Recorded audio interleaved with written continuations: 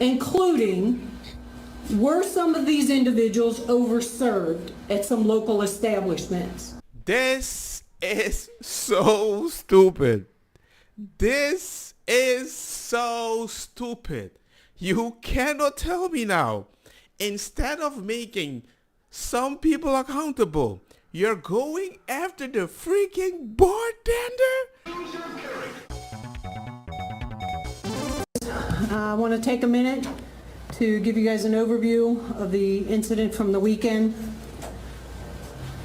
First of all, I think it's very important that everybody understands we had well over 150,000 people in the downtown area this weekend. We had a major Big Three basketball tournament at the arena. We had a Reds game with large crowds, and we had the Cincinnati Music Festival. Wonderful, wonderful events for this city and all the people who attended it. Unfortunately, we had one incident late Friday night into Saturday morning that is getting all the attention and undoing the good stuff that happened this weekend. I mean, all I have to say is that when you're so focused on that one thing that happened, you kind of remind me of BLM when they say, hey, it was mostly peaceful. As if the next clip that you're going to see right now, certain people think it's kind of normal. Oh!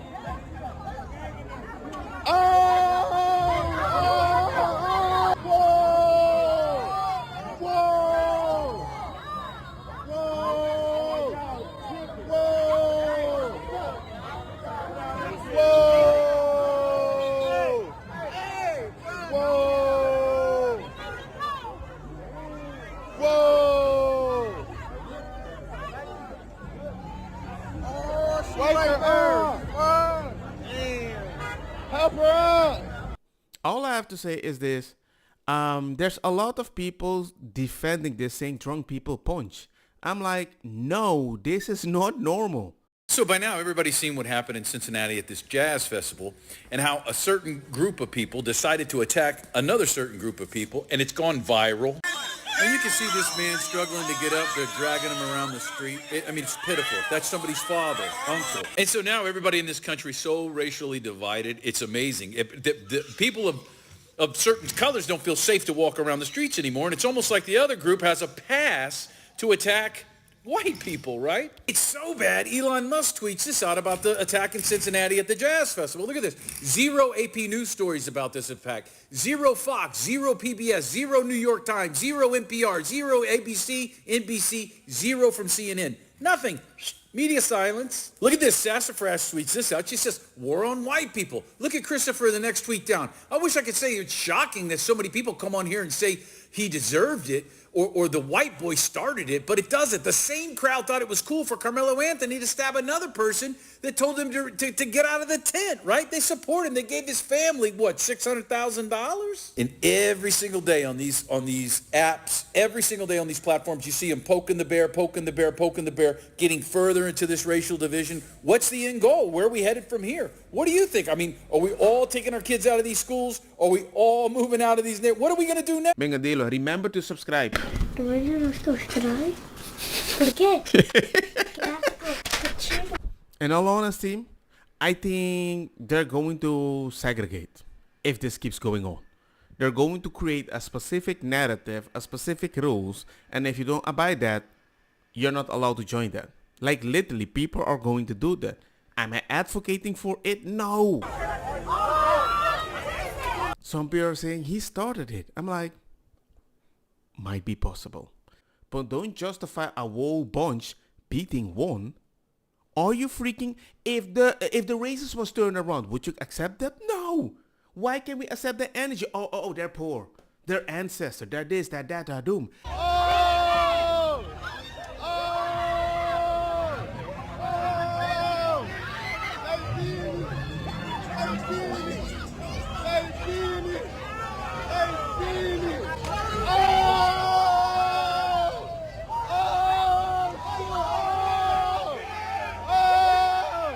And by looking at this, you know exactly where this is going to end. Which is sad. What the heck is this? Acting like animals. I don't care if you're drunk or not. The moment you want to justify animal reaction and you can gang up on somebody and everybody is standing around watching it, because sometimes even if you want to stop the fight, that might include you in it because you're protecting a white man. Maybe he did say something wrong. I totally agree with you. But the moment you want to justify that, somebody can say that to a black kid, maybe he said something wrong. Think about what you're normalizing. What do you think this lady is going to feel the next time when she is surrounded in such a moment again? That's the incident that you're well aware of that occurred at 4th and Elm.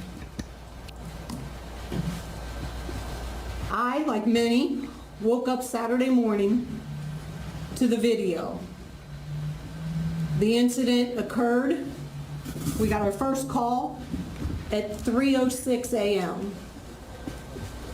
First officers were on the scene at 3:12 a.m. Based on the body cam footage that I've watched, that response time is completely acceptable because the downtown area still had traffic congestion from all of the events. I don't know why you are talking about that. I just want to know what you did to stop this, and I want to know who caused this. Are they going to get punished? And I hope it never happens again. Upon arrival, the fight was over with. It's a fight when both sides have a chance to attack. Like both sides can have 5 punches in. The fight was over with when the officers arrived, and the majority of the participants were gone. The officers did exactly what they are trained to do. They gathered information from the victims that were still at the scene. You got people saying MAGA is ready to use this fight, a normal dispute between people, to stop talk about the Epstein files. It won't happen. A verified freaking person. I'm like, what the heck is this? Trump trying to unblock it. Yes, he tried. Somebody is blocking the file because, oh my God, we need to redact the file. The victims are going to be released. The real victims, because it has consequence on them. But you don't care about that. Why am I trying to justify somebody that thinks this is normal? That's why my brain is rotting. To complete an offense report. And ladies and gentlemen, when you give a press conference with your face in the background, I don't want to call you a DEI hire. I don't want to think that. But I do see a pattern. And I hope I'm wrong. I really hope. At this time, we have victims and suspects identified. Okay, well, I like that. You're not just validating yourself with the picture. I'm not going to release that information to you. Why not? Why not? Shouldn't we have like mock shots of people? Why not? I know you want to protect them, but don't you think you normalize it for the people that does it again? That, hey, I'm kind of safe. And even if it's not your intention, don't you think you still send that energy? People are thinking this. Why do they have a right of privacy when they participated in a fight by your standard? I will say, if individuals were down there and participated in this event, it would be in their best interest to come turn themselves in at one of our police districts. We have 5 we have charged and anticipate more. Let me be clear. Anyone who put their hands on another individual during this incident in an attempt to cause harm will face consequences. This is like kindergarten. Well, no more fighting. I don't want to hear it. But we're not going to talk about the people. We're going to just punish them. Just trust us. And hopefully it will never happen again. I don't care which side of the incident or the fight they were on. That is unacceptable. And I know you would say it's unacceptable that I call you a DEI hire and you might be woke. But at the same time, I think it's unacceptable that you don't even release the name of the people involved. All investigative tools and techniques are on the table. Really? Why would I care? You're not releasing anything. Including, were some of these individuals overserved at some local establishments? This is so stupid. This is so stupid. You cannot tell me now. Instead of making some people accountable, you're going after the freaking bartender? I know, man. I don't want to laugh. I don't want to speak papiamento. This is pissing me off.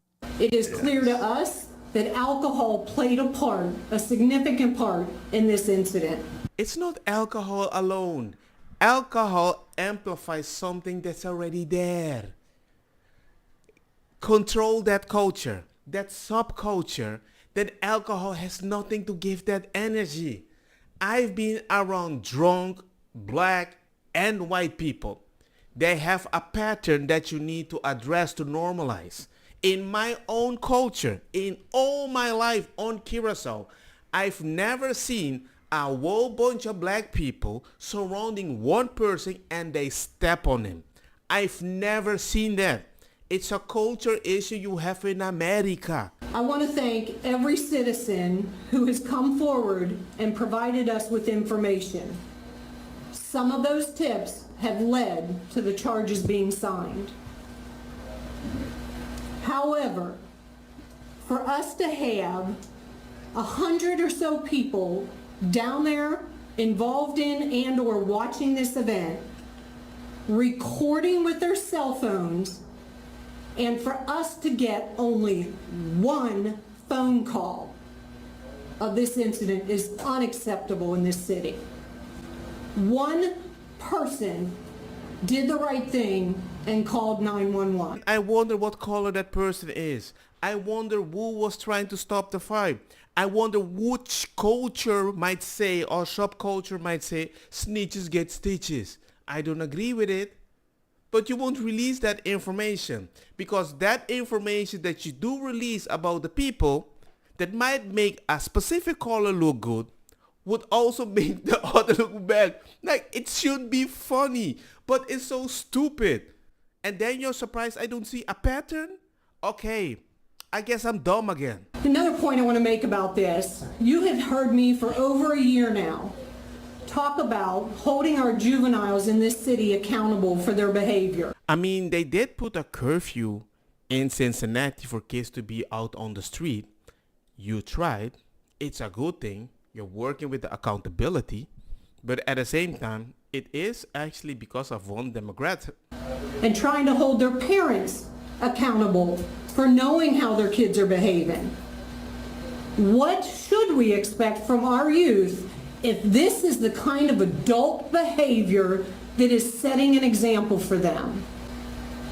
That is unacceptable by the adults in our community. And I'll just say this so I am done. Maybe if you hold them accountable and they get used to that, they might hold their kids accountable, and maybe we can adapt that subculture that sometimes I want to call out. Before you label me, I'm part of the white problem. Don't get me wrong, makosa kita bong. Butta fire na mi blonde kush hash purple skunk criollo colombici jam jam. Turloqueta verdetta welcome.